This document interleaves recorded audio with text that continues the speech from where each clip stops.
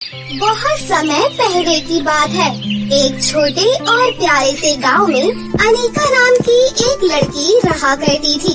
वो बहुत ही ज्यादा समझदार और होशियार लड़की थी।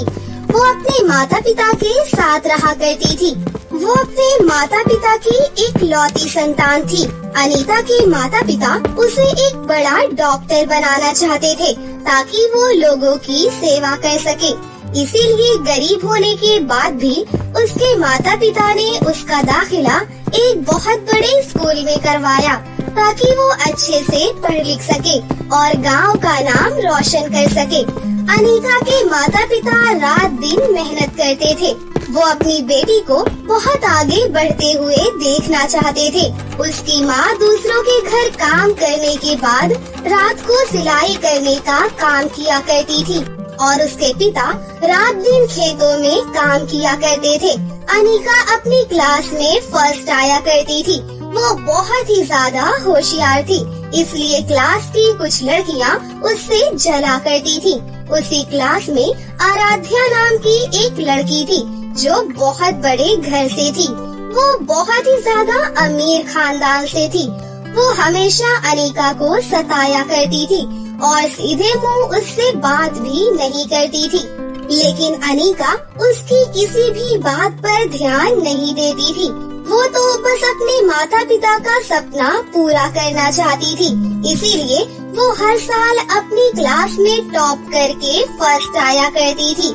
वहीं दूसरी तरफ आराध्या बहुत ही ज्यादा बदतमीज थी और पढ़ने में बिल्कुल भी होशियार नहीं थी। इसलिए उसके माता पिता आए दिन उसे ताने देते थे। अरे आराध्या, तुम पूरे दिन बेड पर पड़ी रहती हो और वो हमारे पड़ोस की लड़की अनीका को तो देखो कितनी ज्यादा होशियार है, लेकिन उसके माता पिता इतने गरीब हैं, फिर भी वो पढ़ने लिखने में कितनी ज्यादा तेज है और अपनी क्लास में हमेशा टॉप करती है। और वही तुम हमेशा गेम्स और मोबाइल में ही पड़ी रहती हो। तुम्हारा और कोई काम तो है ही नहीं। आराध्या को मन ही मन गुस्सा आता है और वो अपने मन में सोचती है कि इस अनीका ने तो मेरी नाक में ही दम कर दिया है। क्लास में टीचर सुनाती है और यहाँ घर पर मम्मी पापा। मेरा तो दिमाग ही खराब हो गया है। मुझे ये अनीका की बच्ची बिल्कुल भी पसंद नहीं है। न जाने कब ये मेरा पीछा छोड़ेगी। इसने तो मेरा जीना ही हराम कर दिया है। मैं इसकी जिंदगी अब बद से बदतर बना दूंगी।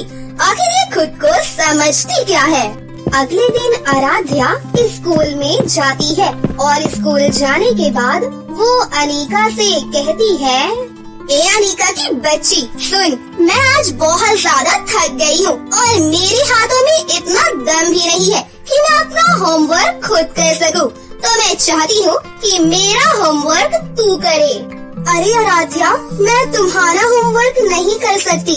मुझे मेरा भी तो होमवर्क करना होता है और वैसे भी मुझे बहुत पढ़ाई करनी होती है। मुझे अपने माता पिता का सपना जो पूरा करना है और अपना काम खुद करना चाहिए। तू मुझे मना कर रही है? तू नहीं जानती, मेरे पापा बहुत बड़े बिजनेसमैन हैं। वो खड़े खड़े इस स्कूल को खरीद भी सकते हैं और तुझे यहाँ से निकाल भी सकते हैं। आराध्या, तुम मुझे ऐसे धमकी नहीं दे सकती। मैं तुम्हारी धमकियों से नहीं डरने वाली। तुम मुझे नहीं जानती हो।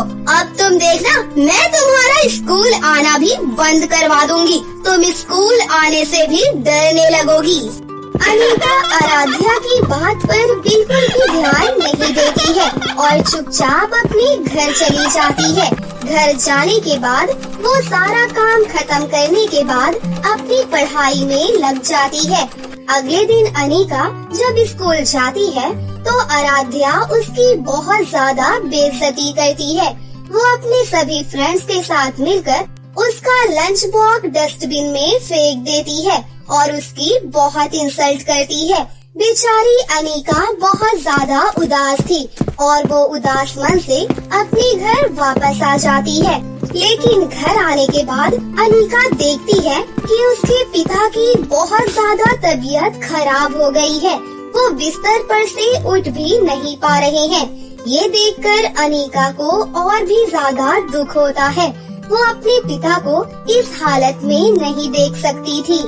हे ऊपर वाले, आप ऐसा क्यों करते हो? सारे दुख मेरे ही घर में है। देखो, आज मेरे पिता की इतनी ज्यादा तबीयत खराब हो गई है। हे ऊपर वाले, आखिर मेरे साथ ही ऐसा क्यों होता है? अनीका के पिता की और ज्यादा तबीयत खराब होती जा रही थी। देखते ही देखते 15-20 दिन बीत चुके थे। अभी भी उनकी हालत में कोई सुधार नहीं था। वहीं अनीका 15-20 दिनों से स्कूल भी नहीं गई थी, क्योंकि उसके पास जमा करने के लिए फीस भी नहीं थी। वो बेचारी अपने पिता की खराब हालत से बहुत ही ज्यादा उदास थी। वहीं स्कूल में फीस न भरने और स्कूल न जाने की वजह से उसे स्कूल से निकाल दिया जाता है। और इधर अनीका जिस किराए के घर में रहती थी, उस घर का किराया न चुकाने की वजह से मकान मालिक की तरफ से घर खाली करने की चेतावनी भी दे दी जाती है। बेचारी अनीका और उसकी माँ बहुत ज्यादा परेशान हो चुकी थी। अब तो उनके पास न खाने को कुछ था और न रहने को घर था। उन्होंने अपने घर का कुछ सामान बेच दिया था ताकि कुछ खा पी सके। अनीका अपने घर की ऐसी हालत देखकर बहुत दुखी थी। उसे समझ में नहीं आ रहा था कि आखिर वो क्या करे। अगले ही दिन मकान मालिक आकर उन तीनों को घर से बाहर निकाल देता है। अब वो बेचारे घर से बेघर हो जाते हैं। अब उन्हें समझ नहीं आ रहा था कि वो क्या करे। उनके पास कोई सहारा नहीं था, इसलिए वो जंगल के रास्ते चलने लगते हैं, क्योंकि गांव में उनकी मदद करने वाला कोई नहीं था। इसलिए वो जंगल में ही जाने का फैसला करते हैं और वहीं पर रात गुजारने लगते हैं। लेकिन उन्हें जंगल में बहुत ज्यादा डर लगने लगा था। तभी भागते भागते उनके पास एक हिरन आता है, जिसके पैर में बहुत ज्यादा चोट लगी हुई थी। वो दर्द से बहुत चिल्ला रहा था। अनीका उसकी मदद करने के लिए उसके पास जाती है और उसके पैरों पर मरहम पट्टी कर देती है। देखते ही देखते वो हिरन एक सुंदर सी परी में बदल जाता है। तुम्हारा बहुत बहुत शुक्रिया।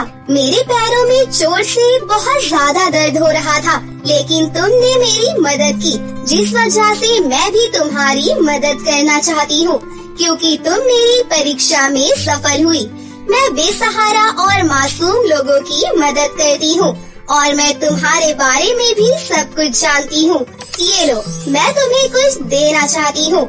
ये 2 सोने और चांदी के जादुई ताले हैं। इसे तुम अपने पास रख लो। इन तालों को खोलने के बाद तुम्हें वहाँ पर 2 सुंदर सुंदर सोने और चांदी के बेडरूम मिलेंगे। एक बेडरूम की मदद से तुम जो चाहे वो मांग सकती हो और दूसरे बेडरूम की मदद से तुम अपने बीमार पिता को पहले की तरह ठीक कर सकती हो। अगर तुम उनको इस बेडरूम में सुलाओगी तो उनकी तबीयत पहले की तरह ठीक हो जाएगी। अनीका परी का धन्यवाद करती है और वो दोनों सोने चांदी के ताले लेकर वहाँ से आ जाती है। पहले तो अनीका को समझ में नहीं आता कि वो इन तालों को कैसे खोले। फिर जैसे ही वो उन जादुई सोने चांदी के तालों को छूती है तो वहाँ सुंदर सुंदर 2 जादुई सोने चांदी के बेडरूम प्रकट हो जाते हैं। ये सब देखकर अनीका कहती है, अरे वाह, परी जी ने तो बिल्कुल सही कहा था। ये तो वाकई में स्वर्ग से सुंदर सोने और चांदी के 2 बेडरूम हैं। हे जादुई सोने चांदी के बेडरूम, हमारे पास रहने को कोई घर नहीं है। प्लीज मुझे एक अच्छा सा घर दे दो ताकि मेरे माता पिता उस घर में आराम से रह सके। अनीका के इतना कहते ही वहाँ पर एक जादुई घर प्रकट हो जाता है, जिसे देखकर अनीका बहुत ज्यादा खुश होती है। जब अनीका उस घर में जाती है तो देखती है कि उस घर में तो जरूरत की सभी चीजें मौजूद है और यहाँ उसके पिता की तबीयत भी पहले की तरह ठीक हो जाती है और अब वो एक नए और बड़े से स्कूल में एडमिशन ले लेती है। उन जादुई सोने चांदी के बेडरूम की मदद से उसकी जिंदगी पूरे तरीके से बदल ही गई थी। अब वो अपने परिवार के साथ हंसी खुशी से अपनी जिंदगी जीने लगती है। कलकत्ता के एक छोटे से शहर में अमायरा अपनी छोटी बहन श्रुति के साथ रहती थी। अमायरा बहुत ज्यादा गरीब थी और वो एक छोटे से किराए के घर में रहा करती थी। उनके माता पिता का कई साल पहले ही देहांत हो चुका था, जिसके बाद से अमायरा को अकेले ही सब कुछ संभालना पड़ता था और अपना घर चलाने के लिए अमायरा एक कपड़े की दुकान पर काम किया करती थी। अरे आंटी जी, ये गाउन हमारी दुकान का सबसे स्टाइलिश और ट्रेंडिंग गाउन है। मार्केट में इस गाउन की बहुत ज्यादा डिमांड है और ये गाउन आपकी बेटी के ऊपर बहुत अच्छा लगेगा। अरे मॉम, क्या सोच रही हो, ले लीजिए ना। और वैसे भी मुझे इस तरह के स्टाइलिश गाउन बहुत अच्छे लगते हैं। अच्छा बाबा, ठीक है, ले लो। वैसे कितने का है ये गाउन? आंटी जी, वैसे तो ये गाउन 12,000 रुपए का है, लेकिन मैं फिर भी आपके लिए 10,000 का लगा देती हूँ। ठीक है, ये लो पैसे और इसे पैक कर दो। इतना कहकर वो कस्टमर वहाँ से चले जाती है। तभी वहाँ पर दुकान का मालिक आ जाता है और वो अमायरा से कहता है, अरे वाह मायरा, तुम तो बहुत अच्छे तरीके से सीख गई हो दुकान चलाना। 6,000 का गाउन तो तुमने 10,000 रुपए में बेच दिया, क्या बात है। अरे अंकल जी, ये सब कुछ तो मैंने आप ही से सीखा है। अच्छा चलो, बहुत रात हो गई है, अब तुम भी अपने घर चली जाओ। और हाँ, ये लो 1,000 रुपए, अपनी छोटी बहन के लिए एक सुंदर सी ड्रेस और आइसक्रीम खरीद लेना, वो बहुत खुश हो जाएगी। आपका बहुत बहुत शुक्रिया अंकल जी। अरे इसमें शुक्रिया कहने की कोई जरूरत नहीं है, ये तो तुम्हारी मेहनत है जिसका तुम्हें फल मिल रहा है। फिर अमायरा बाजार से अपनी बहन के लिए एक सुंदर सा गाउन और उसकी मनपसंद आइसक्रीम लेकर जाती है, जिसे देखकर श्रुति अमायरा से कहती है, अरे दीदी, क्या बात है, आज तो आप बहुत खुश नजर आ रही हैं। और ये क्या, आप मेरे लिए मेरी मनपसंद आइसक्रीम और इतनी सुंदर ड्रेस भी लेकर आई हैं। हाँ मेरी प्यारी बहन, और ये लो, जल्दी से आइसक्रीम खा लो वरना सारी पिघल जाएगी। दीदी, आप मेरे लिए दिन रात कितनी मेहनत करती हो ना, लेकिन मैं तो आपके लिए कुछ भी नहीं कर पाती हूँ। अरे मेरी प्यारी बहना, तुम्हें ये सब सोचने की कोई जरूरत नहीं है। तुम बस अपनी पढ़ाई पर ध्यान दो और मन लगाकर पढ़ाई करो। मुझे इससे ज्यादा और कुछ भी नहीं चाहिए। आप देखना दीदी, जब मैं बड़ी हो जाऊंगी ना, तो मैं आपके लिए एक ऐसी ही कपड़े की दुकान खोल कर दूंगी। फिर आप अपनी खुद की दुकान में बैठकर आराम से कपड़े बेचना। अरे हाँ हाँ मेरी बहन, क्यों नहीं, लेकिन उससे पहले तुम चलकर खाना खा लो और जल्दी से सो जाओ। कल सुबह तुम्हें स्कूल भी तो जाना है ना। और इसी तरह दोनों बहनों की जिंदगी बड़े ही सुकून से गुजर रही होती है। तभी अगले दिन श्रुति को स्कूल भेजने के बाद जब अमायरा अपनी दुकान के लिए निकल रही होती है, तभी सामने से उसका मकान मालिक ओम प्रकाश आता है और कहता है, अरे अमायरा, इतनी सुबह सुबह क्या अपनी दुकान पर जा रही हो? हाँ अंकल जी, लेकिन आप सुबह सुबह यहाँ, किराया तो मुझे 2 दिन बाद देना है ना। अरे हाँ, वो तो मुझे पता है, मैं तो बस यहाँ ऐसे ही चला आया था। अरे तो आइए ना अंकल जी, मैं आपके लिए चाय या जूस बना कर लाती हूँ। अरे नहीं नहीं बेटा, इसकी कोई जरूरत नहीं है, तुम तो बस मेरा एक काम कर देना। वो 2 दिन बाद मेरी पत्नी का जन्मदिन है, तो मैं चाहता हूँ कि तुम अपनी दुकान का सबसे सुंदर सूट लाकर मुझे दे देना, ताकि मैं अपनी पत्नी को गिफ्ट कर सकूँ। और रही बात पैसों की, तो जब मैं किराया लेने आऊँगा तभी हम हिसाब कर लेंगे। कोई बात नहीं अंकल जी, मैं आंटी जी के लिए अपनी दुकान का सबसे स्टाइलिश और डिजाइनर सूट लेकर आऊंगी। देखना, आंटी जी को वो सूट बहुत पसंद आएगा। इतना कहकर अमायरा खुशी खुशी अपने काम पर चली जाती है, लेकिन उसे क्या पता था कि उसकी ये खुशी बस कुछ पल की ही थी, क्योंकि जब अमायरा अपनी दुकान पर पहुंचती है तो वो देखती है कि दुकान का ताला पहले से ही टूटा पड़ा है और शटर भी आधा खुला पड़ा है, जिसे देखकर अमायरा कहती है, अरे ये क्या, शटर का ताला तो पहले से ही खुला पड़ा है। दुकान की चाबी तो कल अंकल जी मुझे देकर गए थे, कहीं कुछ गड़बड़ तो नहीं। इतना कहकर अमायरा जैसे ही शटर उठाती है तो वो देखती है कि दुकान का आधे से ज्यादा माल चोरी हो चुका था और ये देखकर अमायरा के पैरों तले जमीन खिसक जाती है। जिसके बाद वो फटाफट से दुकान के मालिक को फोन करके वहाँ पर बुलाती है। तभी कुछ देर बाद जब दुकान का मालिक वहाँ पर आता है तो आसपास के सभी दुकान वाले उससे कहते हैं, अरे देख लिया ना बबलू भाई, इस लड़की पर भरोसा करके आपने अपनी दुकान की चाबी इसके हाथ में सौंप दी और आज इसी लड़की ने आपकी पूरी दुकान की सफाई कर दी। इसीलिए आजकल किसी पर इतना भरोसा भी नहीं करना चाहिए। वैसे आपने अपनी दुकान में सीसीटीवी कैमरा तो लगवाया था ना? नहीं, मैंने अपनी दुकान में कोई कैमरा नहीं लगवाया है। अरे बिना सबूत के तो हम इस लड़की को पुलिस के हवाले भी नहीं कर सकते हैं। अब क्या करोगे आप? अमायरा, मैंने तुझ पर कितना भरोसा किया था, लेकिन मुझे क्या पता था कि तू मुझको ही धोखा देगी। चली जा यहाँ से और दोबारा कभी अपनी शक्ल मत दिखाना। और तुम सब भी सुन लो, अगर किसी ने अपनी दुकान में इस लड़की को काम दिया तो उसके साथ भी ये ऐसा ही धोखा करेगी। उन लोगों के बीच अमायरा अपनी सफाई में एक शब्द भी नहीं बोल पाती है और वहाँ से रोते हुए चुपचाप अपने घर चली जाती है और अपने माता पिता की तस्वीर के आगे खड़ी होकर कहती है, हे ऊपर वाले, ये क्या हो गया? आज मुझ पर उन सब ने चोरी का इल्जाम लगाया है, लेकिन आपको तो पता है ना कि मैंने कोई चोरी नहीं की है। लेकिन फिर भी उन सभी दुकान वालों ने मेरे खिलाफ अंकल जी को ऐसा भड़काया कि वो मेरी बात सुनने के लिए तैयार ही नहीं है।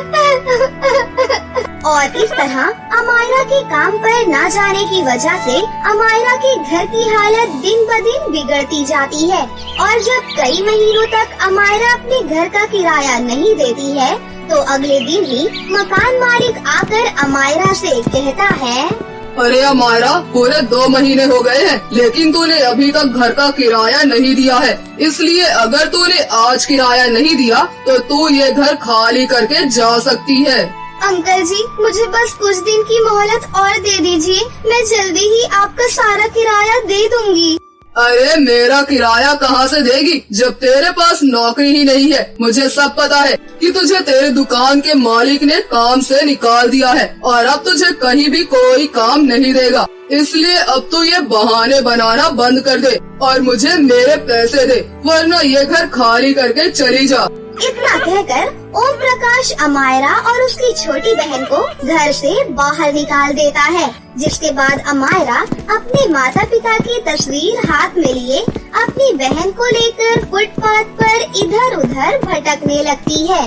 तभी अमायरा की छोटी बहन कहती है, दीदी, अब हम लोग कहाँ जाएंगे? हमारे पास तो बिल्कुल भी पैसे नहीं है कि हम लोग दूसरा घर देख सके। श्रुति, तू इन सब की चिंता मत कर, तेरी बड़ी बहन है ना, मैं सब कुछ ठीक कर दूंगी। बस आज रात हम लोग इसी पेड़ के नीचे गुजार लेते हैं, कल सुबह देखेंगे कि क्या करना है। इतना कहकर दोनों बहनें उसी पेड़ के नीचे कपड़ा बिछाकर सो जाती है और अगले दिन अमायरा अपनी छोटी बहन को उसी पेड़ के नीचे बैठाकर काम की तलाश में निकल पड़ती है।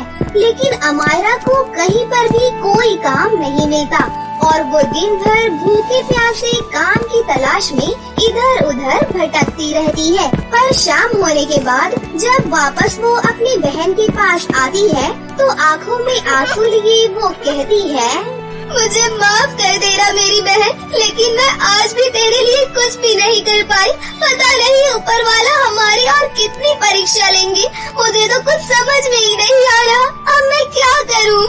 अमायरा के इतना कहते ही उसके पास रखी उसके माता पिता की तस्वीर अचानक से चमक उठती है और उसके अंदर से सोने और चांदी के चमचमाते हुए लहंगे बाहर निकलते हैं, जिसे देखकर अमायरा और उसकी छोटी बहन हैरान हो जाती है। तभी उसकी माँ की तस्वीर से एक आवाज आती है, घबराओ मत मेरे बच्चों, ये सोने और चांदी के जादुई लहंगे अपने माता पिता का आशीर्वाद समझकर अपने पास रख लो और जब भी तुम किसी भी तकलीफ में होगी तो इस चांदी के लहंगे को पहनकर तुम जो कुछ भी मांगोगी ये तुम्हारी सारी इच्छाएं पूरी करेगा। और जब भी तुम्हें पैसों की जरूरत होगी तो तुम ये सोने का जादुई लहंगा पहन लेना, ये तुम्हारी पैसों की सारी समस्या दूर कर देगा।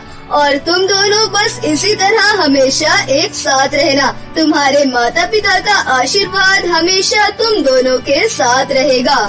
अपनी माँ की ये बात सुनकर दोनों बहनों की आंखों में आंसू आ जाती है। तभी अमायरा कहती है, आपका बहुत बहुत शुक्रिया माँ और पिताजी, आज आपने अपना ये आशीर्वाद हमें देकर हम दोनों की सारी तकलीफों को दूर कर दिया है। अब हम खुशी खुशी अपना जीवन गुजार पाएंगे। इतना कहकर अमायरा सबसे पहले चांदी का लहंगा पहनते ही अपने लिए एक घर मांगती है और उसके ऐसा कहते ही उसके सामने एक सुंदर सा घर प्रकट हो जाता है, जिसे देखकर दोनों बहनें बहुत ज्यादा खुश हो जाती हैं। तभी श्रुति कहती है, अरे वाह दीदी, ये तो सच में जादुई लहंगा है। चलो अब हम लोग अपने घर के अंदर चलते हैं। और इस तरह घर के अंदर जाते ही श्रुति सोने का लहंगा पहनकर ढेर सारे पैसे मांगती है, जिसके बाद उसके सामने ढेर सारी नोटों की गड्डियों का ढेर लग जाता है। और अब अमायरा उन्हीं पैसों से अपना एक बड़ा सा कपड़ों का शोरूम खोलती है, जिसके बाद दोनों ही बहनें एक साथ हंसी खुशी से अपनी जिंदगी जीने लगती है। और अब उनकी जिंदगी में किसी तरह की कोई भी तकलीफ नहीं होती है। तो दोस्तों, कैसी लगी आपको हमारी ये कहानी? अगर आपको हमारी कहानी अच्छी लगी हो तो इसे जरूर लाइक करें, साथ ही हमारे चैनल को सब्सक्राइब भी कर लें और बेल आइकन को दबाना ना भूलें। मिलते हैं अगली वीडियो में। धन्यवाद।